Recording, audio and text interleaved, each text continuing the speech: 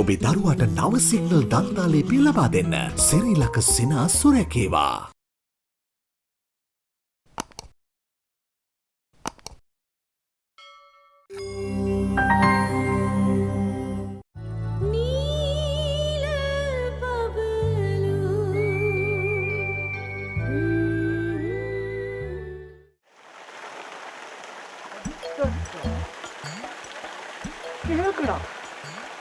ඔහෙන්ද මේ කැවේ? යකෝ මගේ ජොබ් එක කරත් කෙලියද? ඈ? අපි මොකටද මහතුන් කොහෙන්වත් චේකම් කපන්නේ? දැන් ඔය කෙසල් කන අර ජලාශිකාවෙන් හරි කෝච්චි ඇක්සිඩන්ට් එක වෙච්ච තනින් හරි හම්බුණා කියලාද කියන්න දන්නේ? මේ මහතුන් අපිට අපේ පාඩුවේ ඉන්න දීලා මෙතනින් යනවද? අවත් පාඩුවේ යන්න තමයි ආවේ. හැබැයි ඔයලාගේ මූණු දකිනකොට මට කඩ පියාගෙන ඉන්න බෑ. මොනවා හරි කියන්න හිතෙනවා. ඔව්. අන්න ඒක තමයි අපි මේ වෙලාවේ මෙතෙන්ට ආවේ. මේ වෙලාවෙ මේ කොයි වෙලාවෙ ආවත් වැරද්දමයි. ඔව්.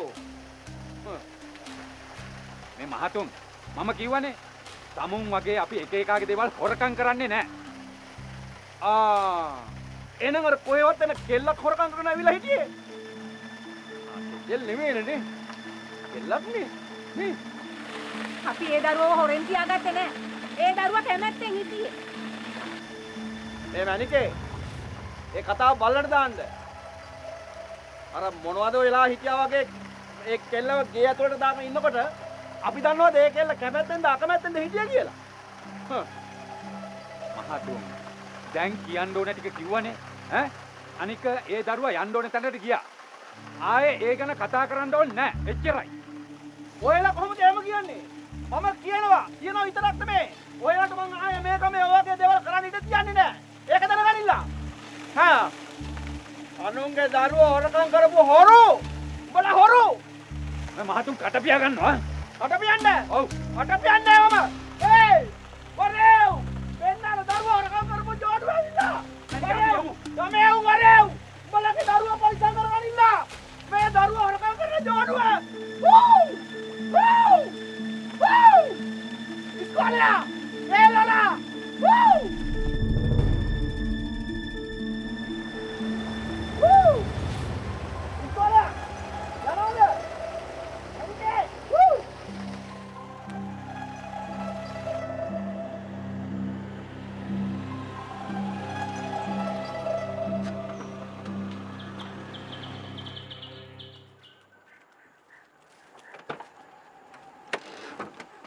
අනේ පූජා. ඔව් පූජා තමයි. ඇයි මට මෙහෙම කරදර කරන්නේ? කරදර? ඔයත් එක කරපේ ප්‍රතිවිපාක තමයි මං අද මේ ගෙවන්නේ. නිකන් කට තිබ්බ පළියට කැත කතා කියන්න එපා. එහෙමයි කියලා මෙහෙට රිංගලා හරියන්නේ නෑනේ. මං ඔයාට ඒකට හොඳට ගෙව්වා. ඔව් මහා ලොකු ගාණක් දුන්නනේ.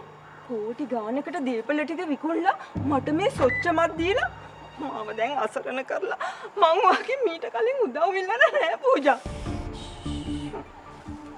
දැන් මට මොකද්ද කරන්න ඕනේ කියනවා? මුකුත් කරන්න ඕනේ නැහැ. ඉතින් මට මේ ඉන්න දෙන්න. කොච්චර කල්ද? ඒක මන් දන්නේ නැහැ. ඉතින් කවද මට ඒ ගෙදරට යන්න පුළුවන් වෙයිද කියලා. මොකද මාව මේ සැරේ ගෙදරින් දොට්ට දැම්මේ මගේ සහෝදරී. මට ඒ ගෙදරට යන්න පුළුවන් වෙනකම් මට මෙහෙ ඉන්න ඉඩ දෙන්න. යන්න පුළුවන් වෙනකන් කියන්නේ කොච්චර කාලයක්ද? අනේ ඉතින් ඒක මං කොහොමද කියන්නේ? අනිත් එක පූජා මං වාට උදව් කරේ වාගෙන ලොකු විශ්වාසයක් තියාගෙන. මම මේ වෙලාවේ ඇත්තටම අසරණ වෙලා ඉන්නේ. ප්ලීස් පූජා මට උදව් කරන්න. තමුන්ට උදව් කරන්න ගිහලා මටත් මේ ගෙදර නැති වෙයිද දන්නේ. ඒ කියන්නේ මේ ඔයා මේ ගෙදරත් ජන්නත් අයියට හොරෙන් පිස්සුද? හිතුවද මට පොල්මාද කියලා? මොනවද ඔය කියන්නේ? අනේ පූජා අනේ සෝරි පූජා ඇත්තටම මන් දන්නේ නැහැ මේ වෙලාවේ මම මොනවද වාට කියන්නේ කියලා. මං වාට උදව් කරේ පූජා මගේ සහෝදරය ගැනවත් හිතන්නේ නැතුව. මේ මට මේ වෙලාවේ උදව් කරන්න පූජා. දැන් සුභද්‍ර මොනවද කියන්නේ? එයා මොනා කියන්නේද? ආවා මෙහෙම ඇඟිල්ල දික් කරා මගේ ඇඳුම් ටිකත් එක්ක මාව දොට්ට දැම්මා. මං නම් කවදාකවත් දැකලා නැහැ සුභද්‍ර ඒ විදියට හැසිරෙන්නේ. එහෙනම් පිස්සු අඩු වෙලා නෙමෙයි. පිස්සු වැඩි වෙලා හදන්නේ. එයාට පිස්සුව වැඩි වෙලා නැහැ. එයා වැඩ කරන්නේ හැමදේම තේරුම් අරගෙන.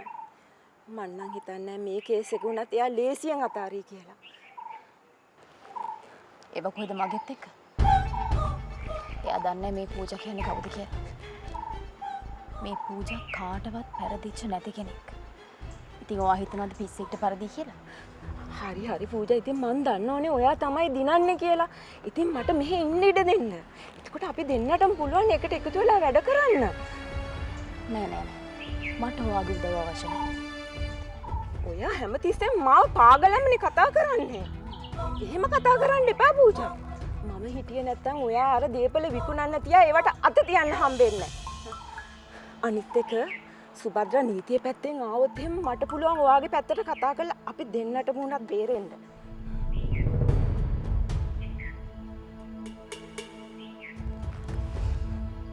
කමලා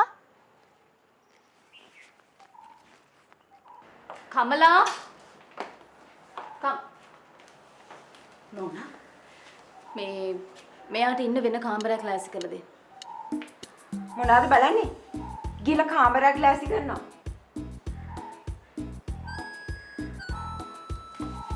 මේ පූජා. එයාලගේ මේ ගෙදරින් වැඩකාරයෝ නම් හදලා තියෙනවා කිසිම කමකට නැහැ. මේ මිනිස්සුන්ට මනස් කියන දෙයක් දන්නේ නැහැ නේ. මේ ආවන මෙතන කටන් හදලා ඉන්නවා.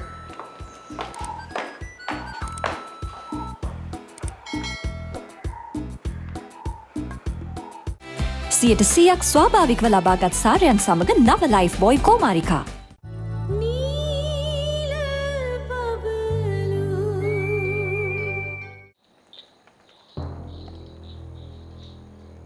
දැන් මේ නපාටක් නෑ වගේනේ. ඒකයි අප්පා පරක්කුයි. අර වැඩ වගේකුත් තියෙනවා. මං ගිහින් එන්නද අපි මම. ඕකේ. වැඩ වගේ ඇත්තට ඉතින් ඉතල තේරුමක් වෙන්නේ නැහැ නේ. බලන්න. මම කියන කුරුට ආව කියලා. නෑ මම කියන්න ඕනේ නෑ මම කෝල් එකක් දීලා කියන්න. මං ගිහින් එන්න. ඕකේ.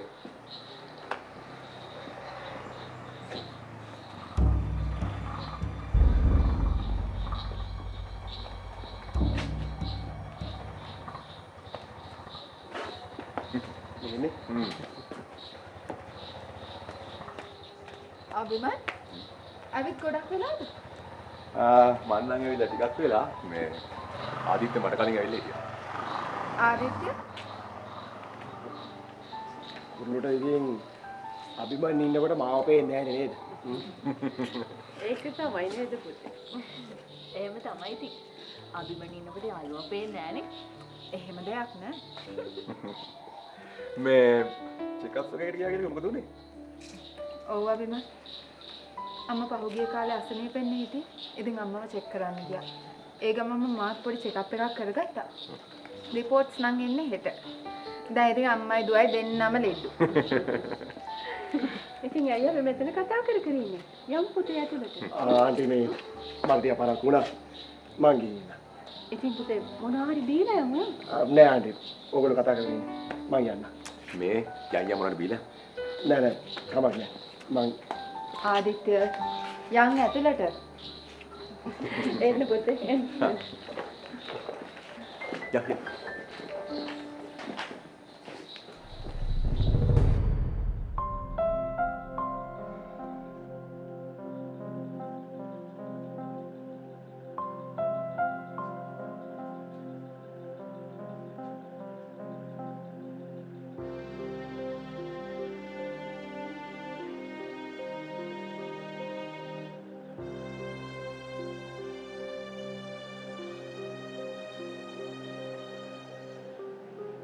අයන්න ආයන්නවත් කියා ගන්න බැරුව හිටපු මේ ගමේ මිනිස්සුන්ට අකුරු ගන්නපු අපිට දැන් ඒ මිනිස්සුන්ගෙම ඕඩියවත් නැති අකුරු වචන වලින් කතා අහන්න සිද්ධ වෙලා මැනිකේ.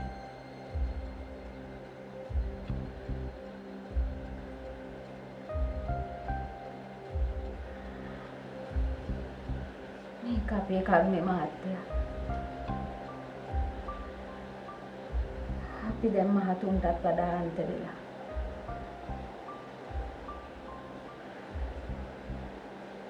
මිනිස්සු කියන වචන වලින් තේරෙන්නේ මේ ගම විනාශ කරලා තියෙන්නේ අපි දෙන්න. හේ මහත්තයා මේ මිනිස්සුන්ට අපි ගැන හිතන්න බැරි. ඒ මිනිසුන්ගේ හිතන මැනිකේ අපිට ඒවට දෙයක් කියන්න බෑ.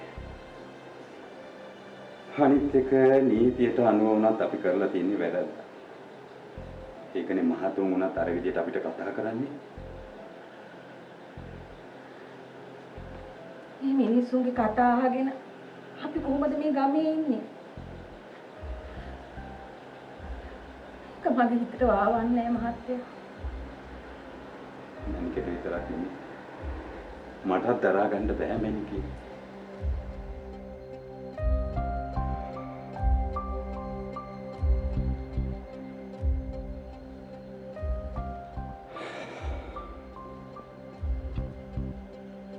මැනිකේගේ ඇස් වලින් වගේ හැමතිස්සෙම මගේ ඇස් වලින් කඳුළු වැටෙන්නේ නැහැ තමයි.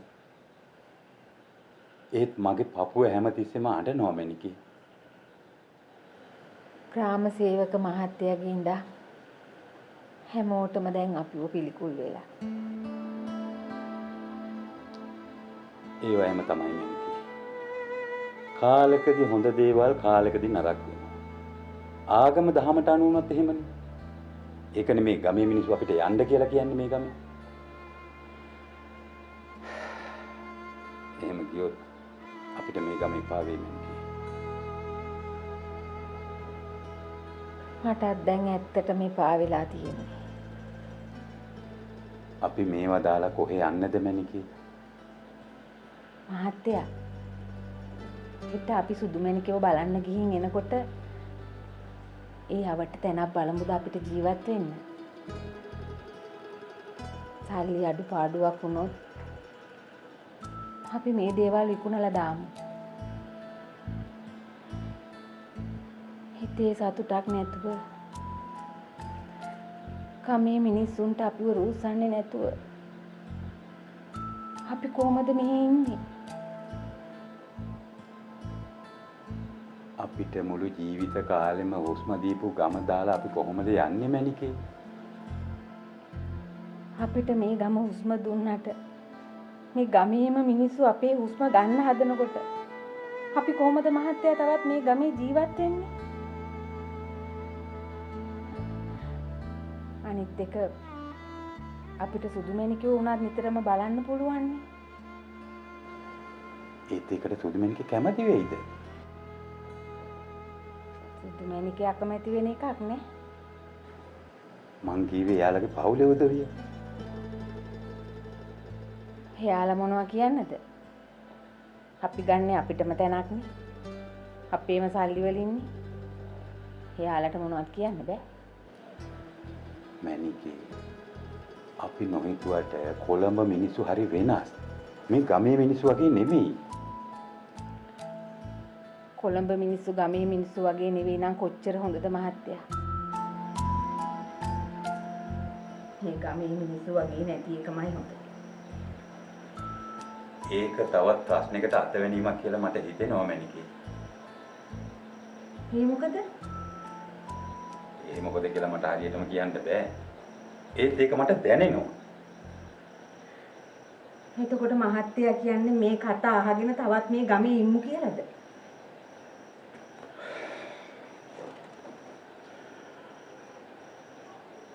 අපි ඒක සුදු මැනිකට කතා කරලා අහලා බලමු.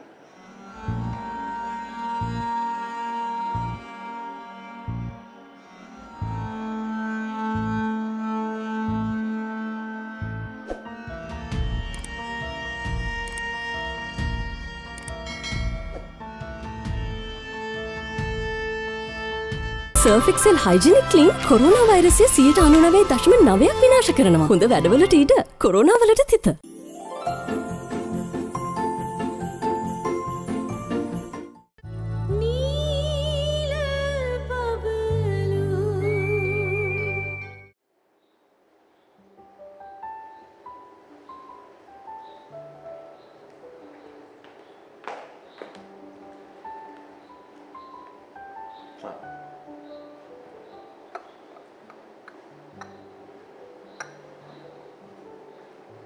Thank you.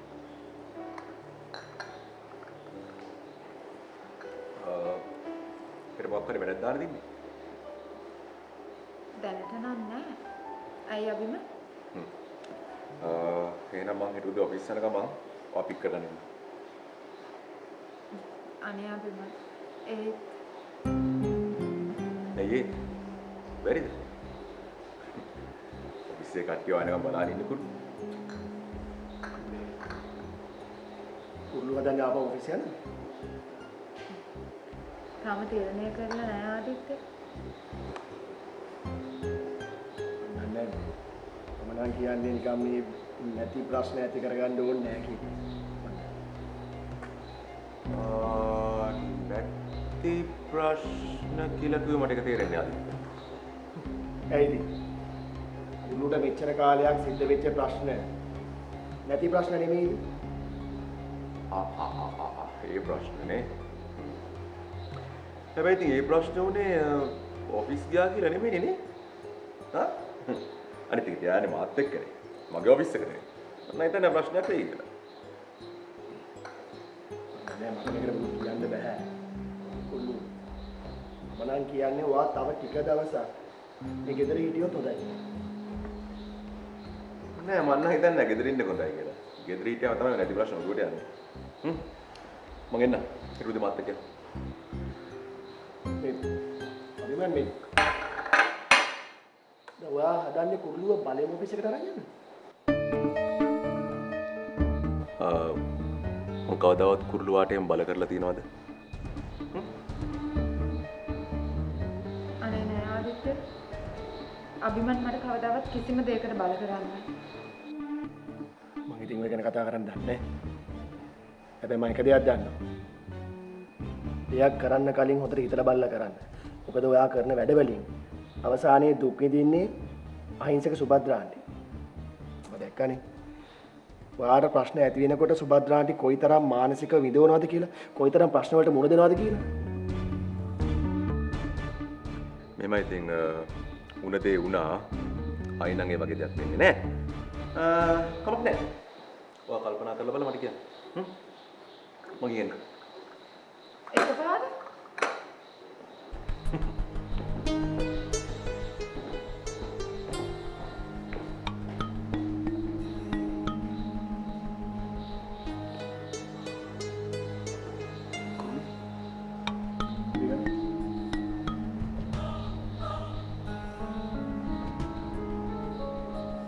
මං කියපු දෙක නියත තරහා ගියා. මම එහෙම කේන්ති ගන්න දෙයක් කිව්වේ නෑ. බලන්න ගියාම පුරු කුකුල් කේන්තිකාරයෙක්. ඔව් ඉතින් ඇත්ත කියනකොට සමහර මිනිස්සුන්ට කේන්ති යනවා. ඔයා ගන්න බා.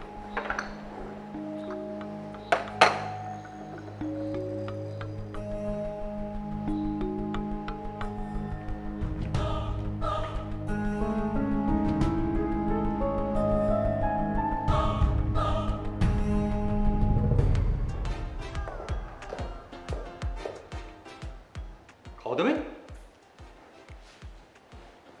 කවුද? මොනවද මේ කරන්නේ? මම අනුල. අල්ල? මන් දන්නේ. කෝ පූජා? ඇයි අයියට මම මතක නැද්ද? නෑ මට මතක නෑ. කෝ පූජා? පූජා? දුව? පූජා? මේ කවුද මේ? මේ අනුල සුභද්‍රගේ අක්කා. ඔතගේ අක්කා? හේ. ඔයා මට ලඩ දාගත්තද? ඈ මොකක්ද ප්‍රශ්නේ? මෙයාව ගෙදරින් එළවලා තාම. ඉතින් එයා මොකද මේ කරන්නේ? දන්නවට මොනවා වෙලාද කියලා. මම දන්නේ ළඟ ඉතින් ඔයා ලොකු අමාරුවක යනවා කියලා විතරයි. තේරුණාද?